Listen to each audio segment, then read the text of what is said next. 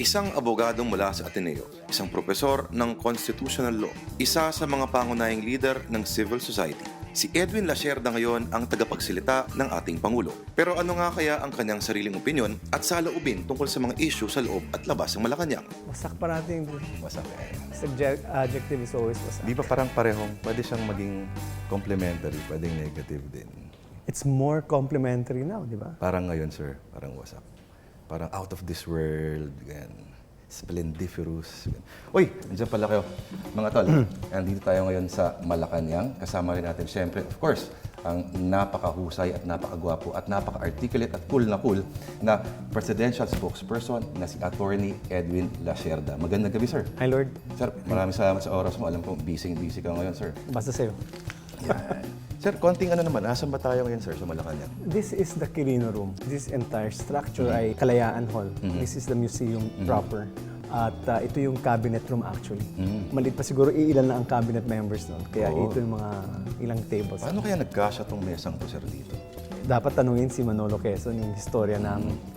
Sabi daw, dito raw kinonstruct to mismo, pati yung mga chairs. Most likely kasi hindi papasok yun sa chances are, but we don't know. Yung sign na yan ba, sir, okay lang yan dyan? Oo. Parang bumagi naman, sir, ano? Oo nga maganda yung pangalan nyo, Basak. Parang nagmukhang casino yung background. Hindi naman. Mga tol, hindi nyo alam, si Attorney Lacerda pala ay dating nanalo sa Experimental Cinema of the Philippines. Meron silang patimpalak noon, sir. Pakikwento naman. Editor pala kayo dati. Noong 83, yung thesis namin na sinubmit namin for our ComArts, sinali namin dahil sabi ng aming department chairman, si Doy Del Mundo. Ah, okay. Isali niyo sa... Hanggang ngayon, nagtuturo pa rin si Sir Doy. Nag-retire na ba? Nagtuturo pa ba?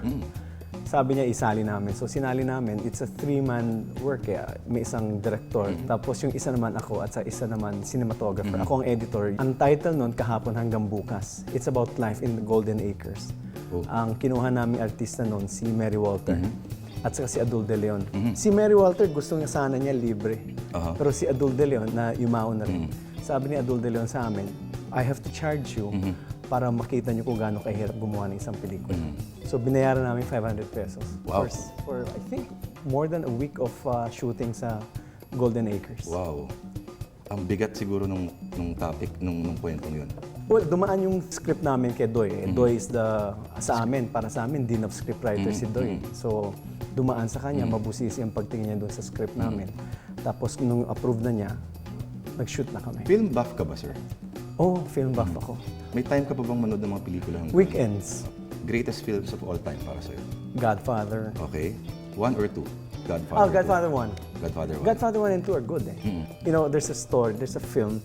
It says, if you want to know about the life's lessons, just watch Godfather 1 and 2. Yun ang sabi. So, you know, it's a good way of looking at it. Tapos marami na rin daw mga phrases in common English language na galing sa Godfather. Yeah, you sleep with the fishes. Yan, tsaka parang take it to the mattresses, parang gano'n yata. And then you say, if you want to learn the days of the week, say Monday, Tuesday, Wednesday. You know? Nabasa niyo yung nobela? Siyempre. Yung nobela, after na. After Nauna yung pelikula. But nung nasa Mascom kami, ang maganda nun, yung kay H.G. Wells, naalala mo yung radio program nila na when it was first presented by si Orson Welles. Yung Martian. Yung Martian Martian, di Invasion. ba? Yung Invasion from Mars. Natakot ang lahat kasi akala nila totoong report. You know what? Pinakinggan namin yung original nun. And we studied that particular tape of Orson Welles. Plaka pa ng vinyl, pinaplay sa amin ni Doy. May foresight tayo. Sabi, ay, it doesn't sound na talagang may invasion, pero you could imagine at that time. At the time. Talagang siguro it really created a stir in when the people were listening to it. Kasi parang mas nag-a-appeal doon sa imagination. Exactly. And yun ang galing ni Orson Welles. May, like, you know, I have a copy of the Citizen Kane. Gulat ako hindi number 1 ang Citizen Kane sa'yo sa iyong... It's always number 1, but you know, it's there are other films because right now I don't remember, but I have a collection of films, VHS. Because when May player ka pa rin, ano yun? meron pa, may VHS player pa ako, pero yung Betamax wala na. Pero yung VHS player, all my tapes are still there. So mga classic films, when I go to the States, makakabili ka ng mura eh. So binibili yun. Nabanggit yung Godfather as parang a potential source of life's lessons. May mga lessons ba ang Godfather, the film, na nai-apply mo sa trabaho mo bilang presidential spokesperson? It's not personal. it's business. Oh, Di ba? good one. You know, whenever we go out and speak about something, ang problema lang, sometimes they think that yung aming sinasabi may kasamang personal. But we don't.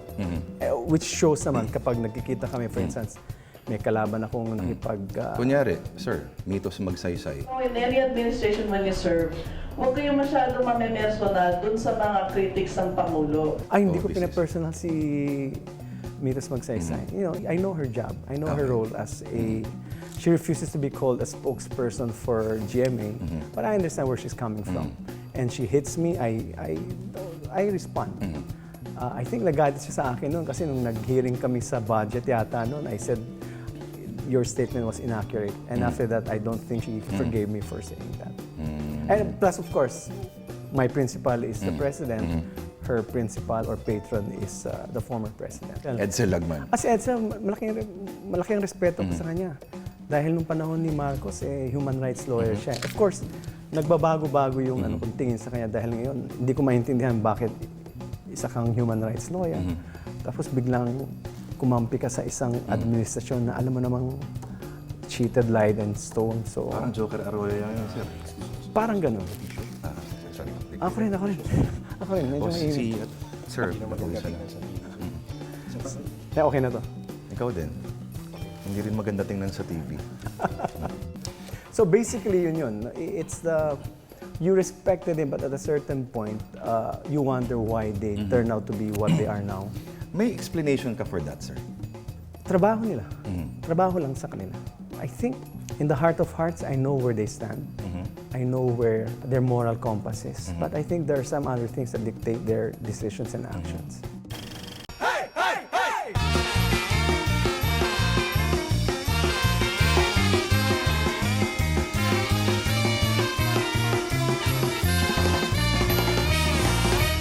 Huy! Oh, Jun, tahong yan ah. paborito ko yung tahong, pare. Masarap naman talaga ang tahong eh. Lalong-lalo na yung tahong na may balbas. Oo. Uy! Alam mo, okay dito, mas masarap. Oo. Yung tinatawag nating tahong espesyal. Tahong special. Bagong recipe ito. Bagong recipe yun. Ay, mga bayaw, welcome na naman po sa isang episode ng Pulutang Wasak Espesyal o Puwe. Okay. Ayan, swabing-swabe. Anong gagawin natin ngayon? Kailangan natin ng ito nga, tahong. Tahong. Siyempre, dapat sariwa yung tahong muna. Alam mo paano malaman sariwa tahong? Pag binili mo, dapat nakasarado pa. Kasi ito nakabukas na to eh, no? Nakabukas kasi, galing yan sa ref.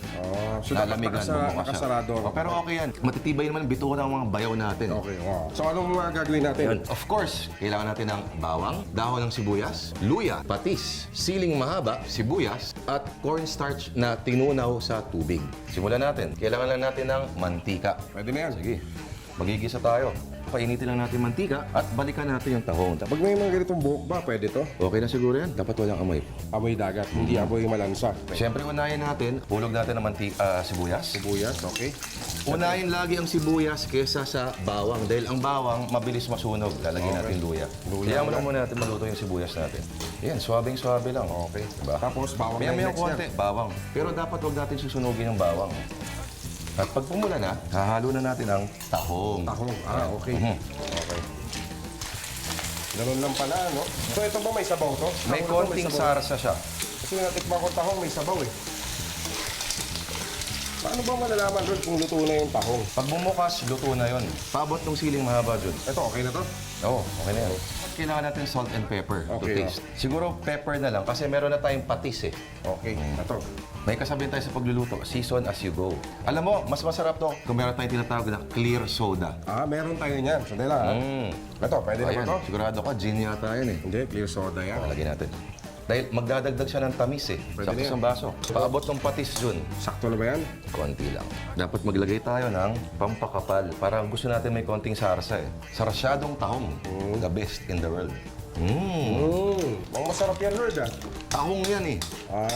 Ready to plate na tayo. Kala ko kanina, ito yung tahong. Meron pa lang sabaw ko. Mas masarap ang tahong Pag na masabaw. masabaw. Yan. Eto, Lord, para saan naman to?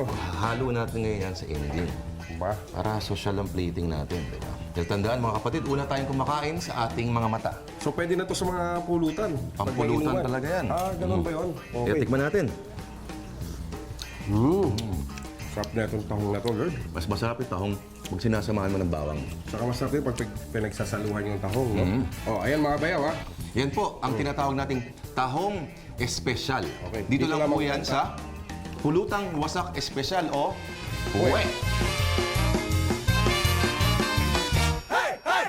Sir, more than a year into the job, nasa stage ko bang iniinis mo, ano ba itong pinasok ko? Narito na ang top 5 suggestions kung paano mas magiging epektibo ang mga spokespersons ng Malacanang. Tatlo yung in-offer niyang trabaho. Yung isa, spokesperson. Yung dalawa, sinabi niya yung position. Pero may kasamang death threats yan. So, sinabi, Customs.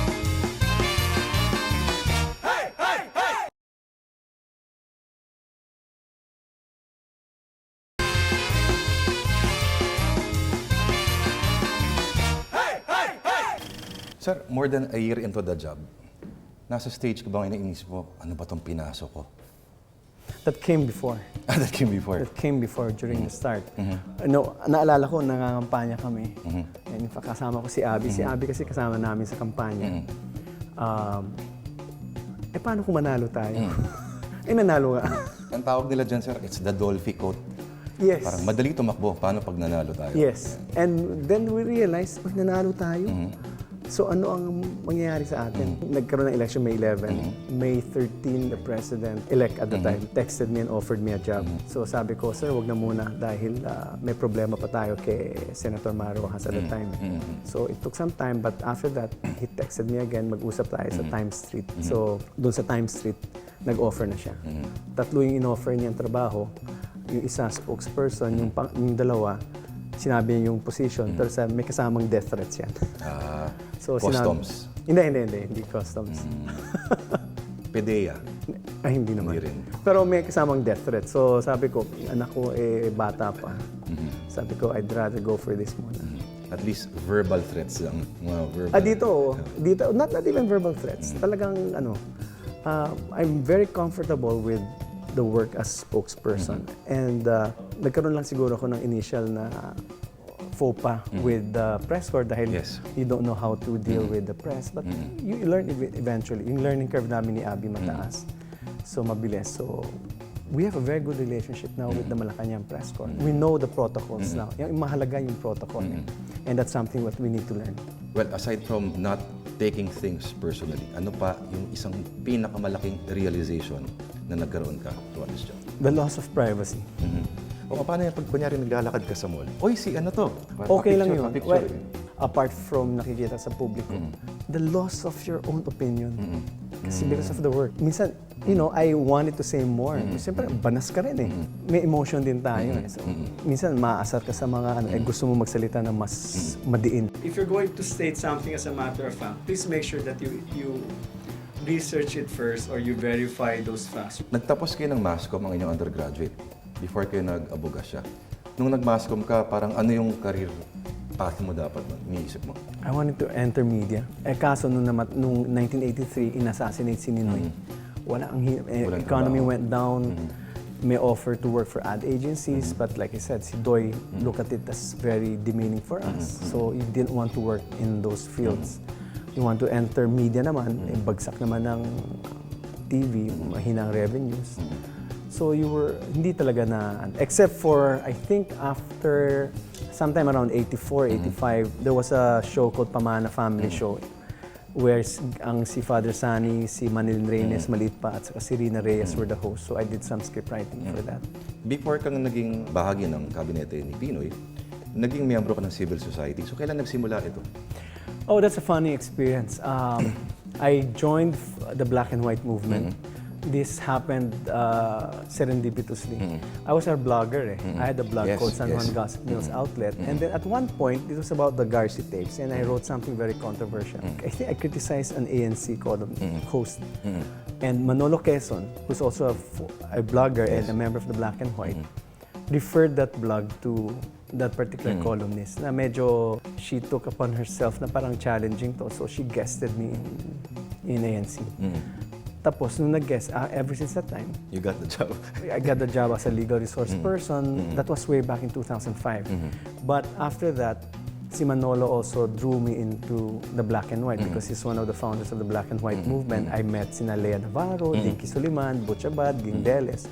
So that's where the involvement with civil society came about. So from then on, pag may mga activities ang Black and White, together with other CSOs, sumasali kami. Siguro nagtataka lang iba kung gaano ba kaiba yung pag-uorganisa ng mga grupo kagaya ng civil society versus yung pagpapatakbo ng gobyerno. Kasi dati, kayo'y pumupuna, ngayon, nasa other side of the bakod ka. What we can deliver is good governance. That's our promise nung nasa kabilang bakod pa kami. Kami ang pumupuna sa nakaraang administrasyon, korupsyon and all that. So ano ang kapalit natin? Tayo ngayon nasa poder, ang dapat ang i-deliver natin, yung pangako natin, which is good governance. Alam mo, during the campaign, and this is something I'm very inspired to tell you, during the campaign, Butchabad was the campaign manager.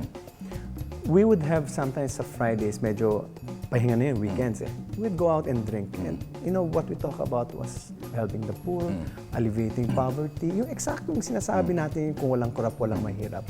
And about CCT. Yung kita mo yung puso ni Butch eh. You're very inspired to work. And kaya klaro sa amin eh. At bulk of the cabinet, in fact, all of the cabinet members, alam ang adhikain ni Noy eh. So kaya alam namin kung saan patungo itong gobyerno. And obligasyon nito, hindi ito privilege to work for the people.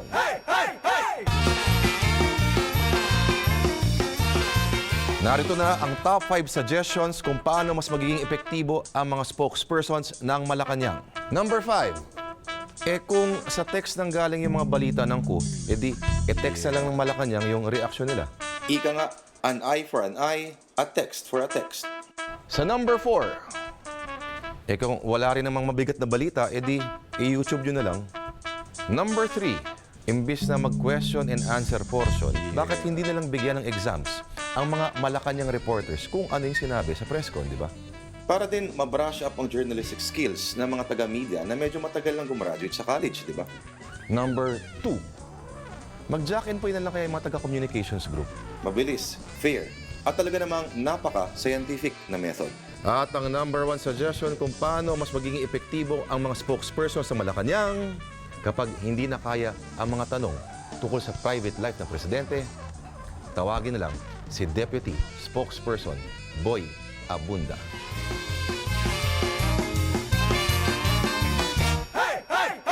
On what circumstances napipikon ka?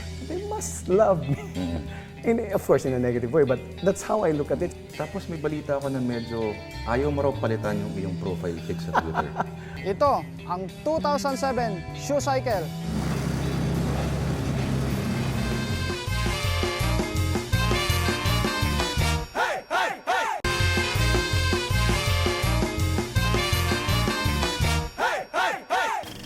On what circumstances napipikon ka? Pag binabanatan si Noy na hindi na sobra-sobra na. Kunyari sa umaga, nagbabasa ka ba ng dyaryo? Aling dyaryo inuuna mo? Mga dyaryo ba na medyo hypercritical of the administration? Ay yung mga dyaryong medyo malambot lang? Talagang evolution din eh, may learning curve eh. Nung naging spokesperson na, tapos yung may mga pumupuna, talagang apektado ka eh. Kasi nung wala ka naman dito, hindi ka naman binabanatan, wala naman pumupuna sa'yo. Suddenly, you're a victim of this barrage of criticism. Eh. Pero mga 2 weeks yun eh. Then I figured to myself, these people are just doing their jobs. And I'm doing a job. If they don't like it, sorry sila. I'm gonna perform my job anyway. So, ever since that time, I don't get affected anymore. May sumusulat.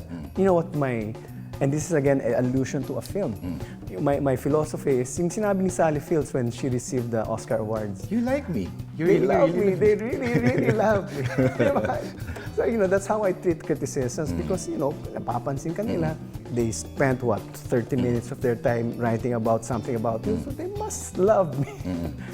Of course, in a negative way, but that's how I look at it. So, I don't get affected by the criticisms. In recent Malacanang history, Secretary, sino para sa'yo ang mga pinaka naging mahuhusay na presidential spokesperson? Si Gary Olivar. I like him. When I listen to him, when I see him coming out, I like him. Kahit maanghang ang mga column niya minsan. Yes, and that's why I don't get affected by it. I realize where he's coming from. That's the perspective. You can't expect somebody from the Arroyo administration to heap praises on our president. So that's understandable. But I like him when he was spokesperson because maayos siya magsalita, malinaw. Para sa akin, malinaw. He's the only spokesperson at that time na talagang nakikinig ako. And whether even if I don't like the administration, the principle that he was serving, I like Mr. Gary Olivar. Si Rene Sagisag is also a spokesperson whom I really respect because not only of his fluency, his logic, but also his moral principles. Yan ang nakakarespeto si Senator Sagisag. Eh, yung mga mahawak, sir, ng mga DVD, CD, ganyan. Kaya nga hindi ko na-mention. Gaano ko, may iba tayo in terms of technique, no? Gaano ka-importante sa opisina niyo yung paggamit ng social media? Meron kang Twitter account? You know, the problem with si Abby, mas magaling gumamit ng Twitter account eh. Ako naman, I only tweet if it's more or less official. The few times I tweeted, and I tweeted about the left, nagbanggaan kami. And I don't mind that. I don't mind fighting with them kung talagang I believe which is true. And they have their own advocacy. May paniniwala sila eh. Obviously, hindi katugma ng paniniwala ko. But I'm gonna stand by what I said. Hindi man ako nagsasalita ng hindi totoo. Yung personal Twitter account mo, ang handle mo ay Dawende. Yeah. Bakit Dawende? My nickname, si Edwin ako eh. Pero when I was small, ang tawag sa akin, Dawen. Because I was small. Nung I was smaller than usual. So, kaya ang tawag sa akin, ang biro sa akin, Dawende. So, that's stuck. Naging, from Dawende, ang nickname ko, kinontract nila to Dawen.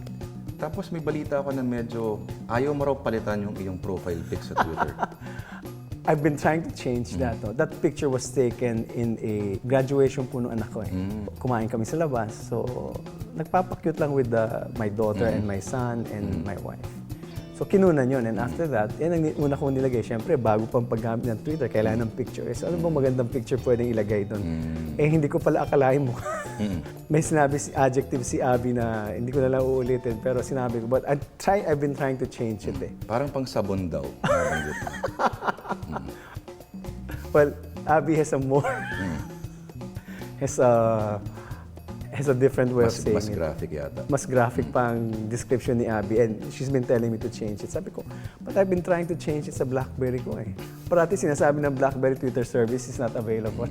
May excuse ka. May excuse ako, Hindi mo pero dapat kasalanan. I should change it sa laptop ko. What's a typical day for Edwin Lacerda? Well, depends. If there's a radio interview in the morning, at around 5:30 we wake up. But if there's none, so around 7:30, and then we go through the emails because may natatanggap kami mga news for the day. May gumagawa na isang department, they give us all the news for the day. And then nagdi-discuss na kami ni Abby or ng aming grupo kung ano yung mga issues of the day. And then around 9 o'clock, we go to office, we discuss the issues, and we prepare our responses or statements. We need a statement put out. By around 11:30, press briefing yan. But normally at 10 o'clock, may meetings kami with the President. May mga, kunyari, may meeting kailangan i-attend si Presidente, briefings for the President, kailangan nandun kami. Yung briefings for the President kasi, ang schedule ko is nakadikit kay Presidente. Kung meron siyang meeting dito sa palasyo, na hindi private, na hindi confidential, nag-attend kami. What for you is a good day? What is a bad day? It's when the President mentions a policy. And it's a well thought out policy. And people respond to it. And that's a good day for us. And knowing that we're able to make a difference also in people's lives. A bad day would be getting criticized and not being able to get back at those criticisms for now because of some circumstances which prevent us from responding immediately. Yung parang gusto mong i-clarify yung position, mga ganun.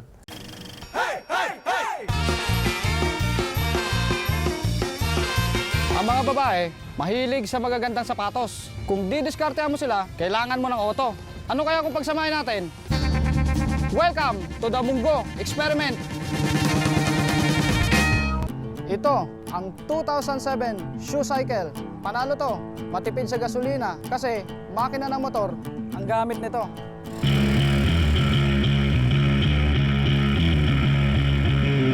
Ang problema ko dito, pag may date ako, hindi ko makita ang chicks ko dahil nasa likod dito.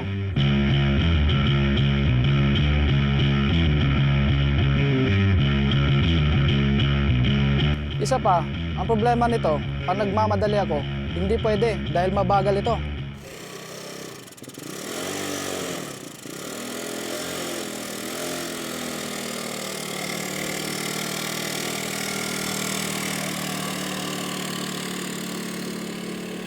Ang pinakamalaking problema ko rito, mahirap ito iparada sa garage room.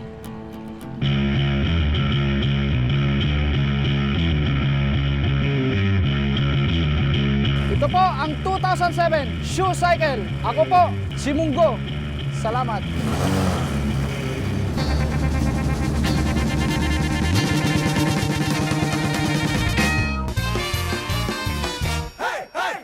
Kunyari, nasa bangka ka, nalulunod si Sunny Coloma at si Ricky Carandang. Sino yung babatuhan mo ng salbabida? Isa lang. Huwag ka na magkape. Mag-insomnia ka na lang. Insomnia. Insomnia. Nako, mga kapatid, yan ang ituturo namin sa inyo sa ating tamang toma. Dan, Jun. Jun, Dai, Dan. Inis mo ah. Ba't ka nga?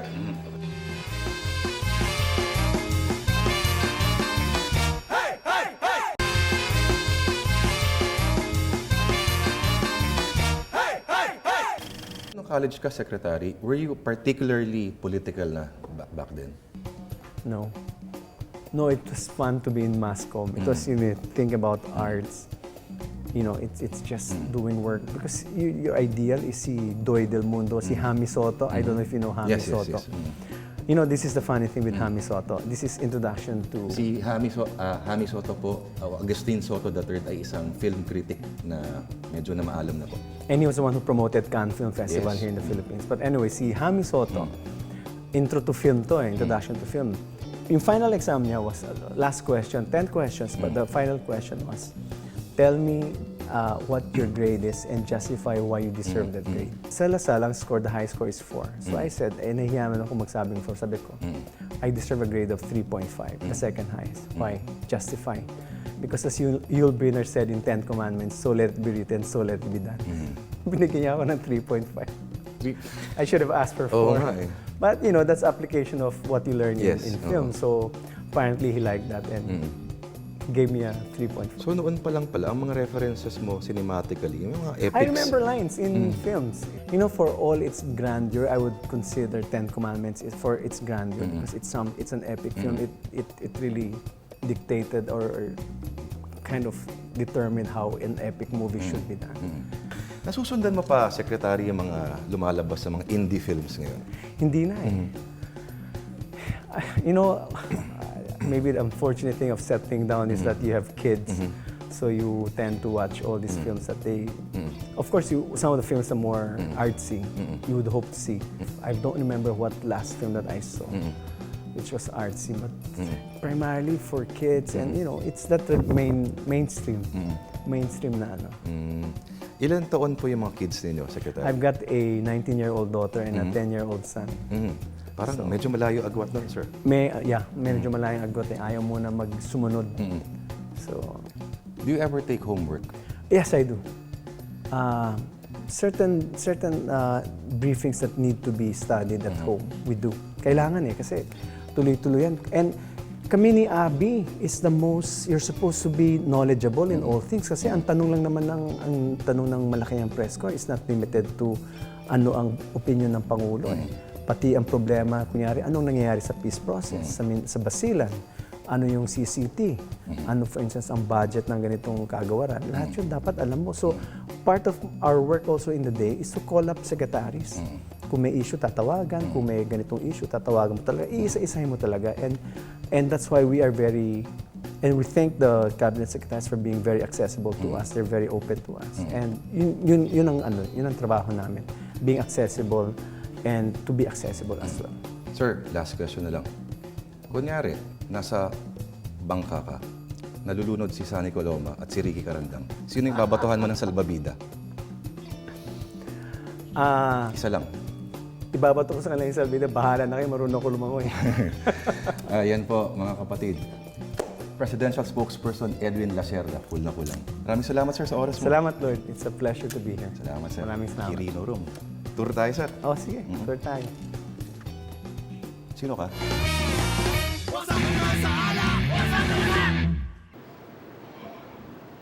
Oh, Jun. Balita. Antok ako eh. Hmm. Kailangan ko ng kape. Kape? Ka na magkape. Mag-insomnia ka na lang. Insomnia. Insomnia. Nako, mga kapatid, yan ang ituturo namin sa inyo sa ating tamang toma. Ang panlaban sa inyong uhaw. Mga bayaw ah. Oh, wait ka lang Okay. dyan. Jun, this is my friend Dan. Dan, Jun. Jun, Dan. Hi, Dan. Kinis mo ah. Ba't ka nga? Dan, ba't ba tinawag na insomnia to? Pag uminom kayo niyan, hindi lang kayo malalasing, hindi pa kayo makakatulog. Ba? Ba? Hindi Kung ano? maganda Lasing yung... na hindi makatulog. Ganun, So pwede yan, no? Pwede. Pwede yan. Ano ba gagawin natin? Ano kailangan natin, Dan? Una, ice. Ice. Anong moisturizer ginagamit mo, Dan? Nag-workout ka, Dan? Hindi. Sige, tuloy mo yan. Oh, ano yan? Kape. Kailangan natin kape. Kape. Kailangan natin ng kape. Makapakanta ba tayo ng good morning yan? Good morning sa inyo. So, konti lang yung kape o dadamihan? Kalating kape, tapos Kalating ilalagpasin natin sachet ng siya. kape. Ito, ano naman yan? Maglalagay tayo ng 2.5 parts ng Baileys. Pa? Bango. Sila yung natin. Yan ba yung parang may gatas yung babies? Yes. Parang kape-kape rin yan. Tapos kuha tayo ng haluwa. Kaluwa. Pa? Coffee liquor din yan. 2 parts, yes. Bagay na bagay yan sa akin. Antok na ako eh. Meron tayong 2 parts ng tequila rose. Ba? Tequila rose. Coffee liquor din yan. Tequila liquor. Tequila para pampasaya. Yeah. Pasaya yan. Pa? Gaganahan ako niyan. Yan yung pampaligayang component yan. Yes. Pink talaga siya, no? Parang yung sa'yo, no? Wala pa ng half. I-shake natin siya, tapos i-strain. So, ito, shaker ba to? Shaker. Sige nga, gusto kita makita mag-shake, ha? Ganyan. Baka may ganyan pa. Choreography pa. Pasubok nga. Ganun. Ganyan, no? Ganda rin yung tunog. Ako nga, pasubok na ako. Ganyan.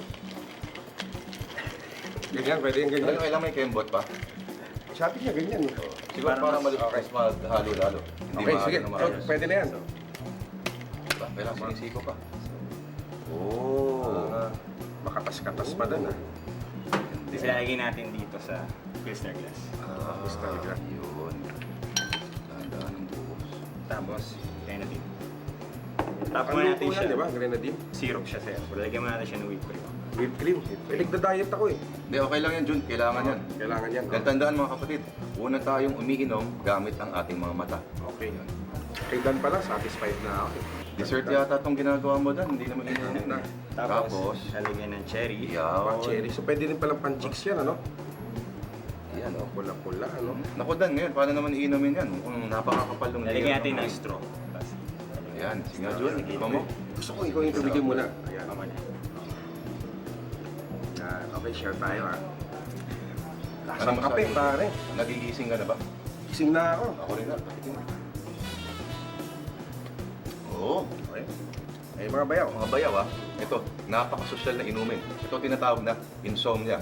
Hindi ka lang tulog, may amats ka pa ng konti. Okay. Yan ang sinasabi natin, saktong-sakto sa tamang toma, ang panlaban sa inyong mga buhaw. Sige, dito muna kami ni Dan, ha? Sige. At magpuyatan muna kami dito. Okay. Mamaya muna tayo. Dapat siguro ilagay dyan, masakan. Hindi natin ito. Sa museum director ilagay natin. May, not here yata. Wala yata wifi. Sa palasyo meron. Oh, sige. Facebook ka. Thank you, sir. Again. Maraming salamat, Lord. It's a pleasure to Pasensya be na sa here. pawis mo. It's okay. What's up,